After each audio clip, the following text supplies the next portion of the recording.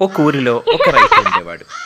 రైతుకి ఒక కుక్క, ఒక కోడి ఉండేది. 2 సమానంగా చూసుకునేవాడు. అయితే ఒకరోజు కోడి గింజలు తింటా ఉంటే దూరంగా చూసిన పిల్లి "అబ్బా! ఏముందిరా దీన్ని తినాలి" అని అనుకుంది. కోడి దగ్గరికి పిల్లి వచ్చి "కోడి కోడి నిన్ను మీ యజమాని సరింగా చూసుకోడంట కదా! ఆ కుక్కనే చూసుకుంటాడంట" అనింది.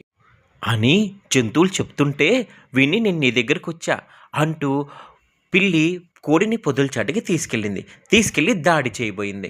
కోడనింది, "ఆ! ఆ! ఏమిటి అలా చేస్తున్నావు?" అని అడిగింది.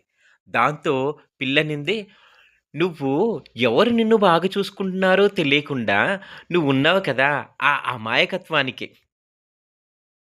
నువ్వు చెప్పుడు మాటలు విని ఇలా వస్తున్నావు కదా! అందుకే నీకీ శిక్ష" అంటూ దాని మీద దాడి చేయబోయింది. అది చూసిన కుక్క ఉరుకుతొచ్చి పిల్లిని తరిమింది. అప్పుడు కోడికి అర్థమైంది.